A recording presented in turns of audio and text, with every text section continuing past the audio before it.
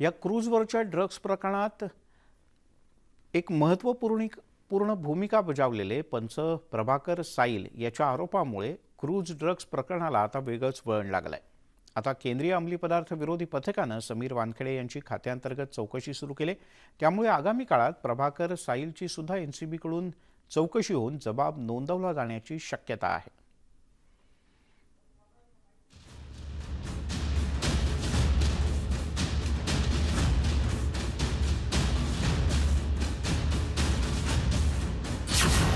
Mumbai drugs प्रकरणाला वेगळं वळण।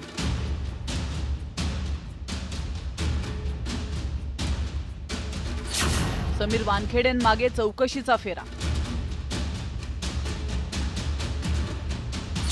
साक्षीदाराच्या आरोपामुळे खळबळ।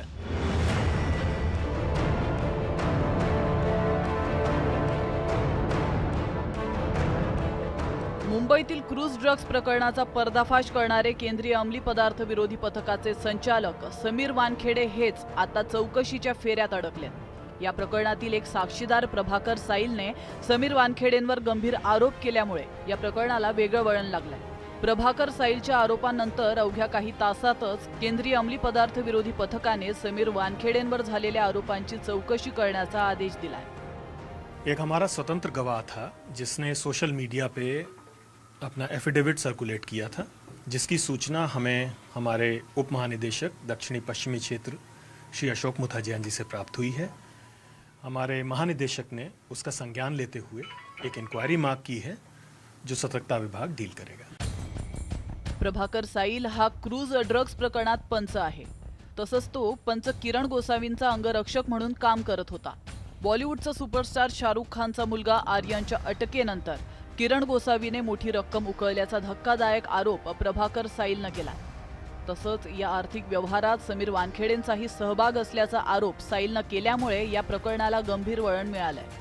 तसंच केंद्रीय अंमली पदार्थ विरोधी पथकाच्या क्रूजवरील कारवाईविषयी संशयाचं धुकं निर्माण झालंय। तर प्रभाकर साईलच्या आरोपांनंतर केंद्रीय अंमली पदार्थ विरोधी विभागाने समीर वानखेडेंची खात्यांतर्गत चौकशी सुरू केली। त्यामुळे आता क्रूज ड्रग्ज प्रकरणाची सूत्र समीर वानखेडेंच्या हातून जाणार तर नाहीत ना, अशी ही शंका आता उपस्थित केली जाते। मात्र त्याविषयी केंद्रीय अंमली पदार्थ विरोधी पथकाच्या वरिष्ठ अधिकाऱ्यांनी भाष्य करण्याचं टाळलंय। अभी ये प्रीमेच्योर होगा, इस समय कोई भी टिप्पणी करना, इस इंक्वायरी का क्या आउटकम होगा इस पर टिप्पणी करना गलत होगा। तो जैसी भी सूरत हाल होंगे उसके हिसाब से हम लोग आवश्यक कार्रवाई करेंगे। प्रभाकर साईलच्या आरोपामुळे केंद्रीय अंमली पदार्थ विरोधी पथकाच्या तपासाला मोठा धक्का बसल्याचं मानलं जात आहे। केंद्रीय अंमली पदार्थ विरोधी विभागाने समीर वानखेडेंची खात्यांतर्गत चौकशी सुरू केली असून या प्रकरणात प्रभाकर साईललाही चौकशीसाठी बोलावलं जाण्याची शक्यता नाकारता येत नाही। सर, ये जो पंच है इसको लेके और कुछ आपकी इन्वेस्टिगेशन का पार्ट होगा सर? क्या इससे फिर से आप इन्वेस्टिगेशन करेंगे, पूछताछ सर, चूंकि विजिलेंस के पास अब जांच है? तो इस जांच में जो भी आवश्यक लोग होंगे उनको शामिल किया जाएगा। अभी मैं सिर्फ इतना कहूंगा। क्रूज ड्रग्ज प्रकरणात आर्थिक व्यवहार झाल्याचा आरोप प्रभाकर साईलने केल्यामुळे केंद्रीय अंमली पदार्थ विरोधी पथक बॅकफूटवर गेल्याचं चित्र आहे। तसंच क्रूज ड्रग्ज प्रकरणाच्या तपासावरच आता प्रश्नचिन्ह निर्माण झालंय। Bureau report, news 18 Lokmat. इकडे पुण्यामध्ये किरण गोसावीवर फसवणुकीचा गुन्हा दाखल असून या विरोधात लुकआउट नोटीस देखील पुणे पोलिसांनी जारी केली होती। आता या लुकआउट नोटीसीप्रमाणे आपण सरेंडर होणार असल्याचं किरण गोसावीनं सांगितलंय। न्यूज 18 लोकमतची एक्सक्लुझिव्ह बातचीत करताना किरण गोसावीनं ही माहिती दिली।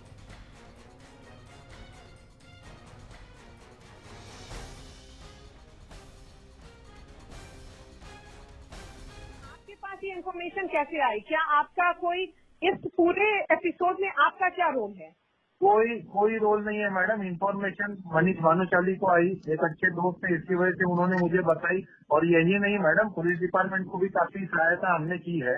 ठीक है, आज जो गौ मास्ता वगैरह होता है, ट्रकें चलती है, मुंबई में आती है, महाराष्ट्र में आती है, तो उस केसेस में भी मैं फिरियादी हूँ काफी जगह पे। लेकिन ये बताइए गोसावी जी, आप पुलिस से भागे क्यों फिर रहे हैं? अगर आपने कुछ गलत नहीं किया है तो मैडम मुझे कॉल कैसे आए हैं ठीक है, ये बात का भी मैं जवाब दे रहा हूँ। मुझे 3 तारीख से ऐसे कॉल्स आए हैं कि पुलिस डिपार्टमेंट के भी बात जमा होंगे तो अंदर ऐसा टॉर्चर होगा कि हम जो बोलेंगे वो तुमको बोलना पड़ेगा। तो ये कहाँ का सिस्टम हुआ मैडम? और ये पूरा पॉलिटिक्स चल रहा है अभी। इसमें सच्चाई माने किसकी और मैं जाऊँ किसके पास में? मेरी जो बातें हैं, आज जो केस है मेरे पे, जो पूना का केस निकला है, वो केस में आज ही इन्होंने लुकआउट नोटिस क्यों निकाला?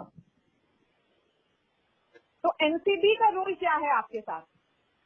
मेरा एनसीबी का रोल क्या है मैडम? एनसीबी का कोई रोल नहीं है। हमने उनको इन्फॉर्मेशन दी एज ए पंच, वो हमको वहां पे बुलाए, हमने पंचनामा पे साइन किया, जो देखा उस पे, जो लिखा गया था उस पे साइन किया, दैट्स इट। मैं फिर से पूछूंगी, ट्राइडेंट होटल में क्या लेन देन की बात हुई है? और पूजा जडलानी जो शाहरुख खान की मैनेजर है, उनसे आप क्यों मिले थे? क्या मैडम फिर से मैं आपको किया? बता रहा हूँ, कोई बात नहीं हुई है। और ये जो भी है इंफॉर्मेशन पुलिस अपनी साइड से जांच करे और अपने साइड से निकाले, किसका कॉल रिकॉर्ड है, किसका क्या है, किसका क्या नहीं है। आप सरेंडर क्यों नहीं कर लेते हैं अगर आपके खिलाफ? मैडम मैं सरेंडर होने के लिए जा रहा हूँ क्योंकि ये सर के ऊपर पानी हो गया है मेरे। मैं बाहर मरने से अच्छा मैं अंदर मरूं। ये बदनामी सहन करने से अच्छा मैं सच्चाई बोल के भले ही देश सेवा में मेरे को जो भी सजा देनी है वो दे दीजिए। आप कोई कहाँ दिक्कत नहीं। सरेंडर करने जा रहे हैं? मैडम मैं कर रहा हूँ, मैं सरेंडर होने के बाद आपको पता चल जाएगा।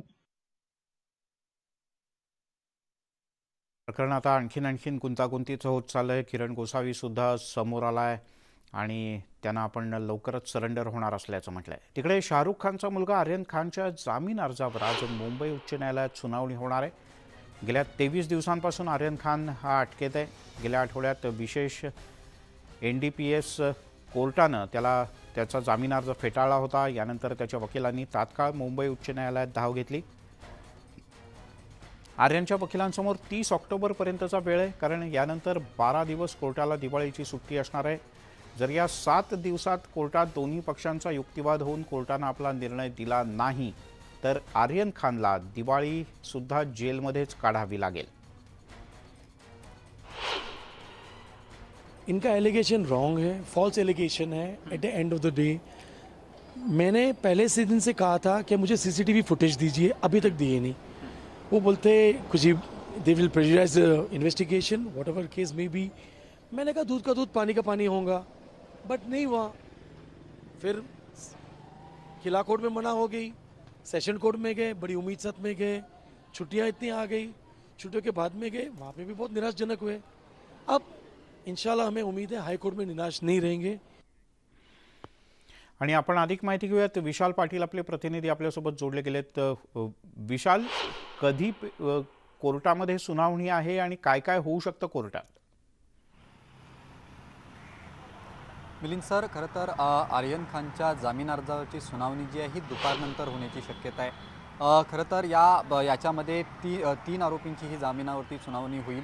अरबाज मर्चंट, आर्यन खान आणि धनमन मानेचा जे आहे यांच्या जामीन अर्जावरती ही सुनावणी होईल।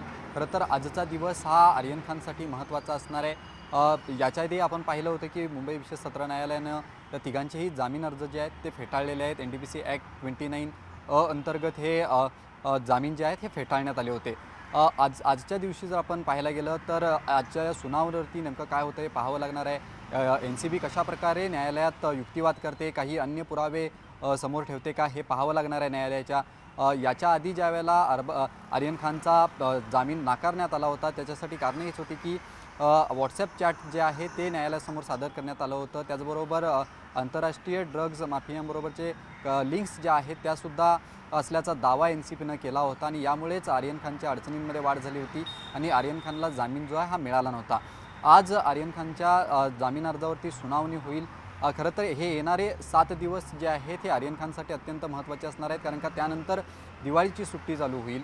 जर आज या जामीन अर्जावरती निकाल जर झाला किंवा निकाल राखून ठेवला तर हा 7 दिवसांमध्ये नाही आला तर जवळपास 3 तारखेनंतर 12 दिवसांची सुट्टी जी आहे ती असणार आहे दिवाळीची। त्यामुळे दिवाळी जी आहे ती आर्यन खानची तुरुंगात जाऊ शकते। त्यामुळे या आजच्या दिवशी नेमकं आर्यन खानचे वकील कशाप्रकारे युक्तिवाद करतात आणि NCBकडनं कशाप्रकारे पुरावे समोर ठेवले जातात किंवा या जामिनाला कशाप्रकारे विरोध करतात हे पाहावं लागणार आहे। दुपारनंतर साधारणतः ही सुनावणी जी आहे ती सुरू होणार आहे। मिलिंद सर,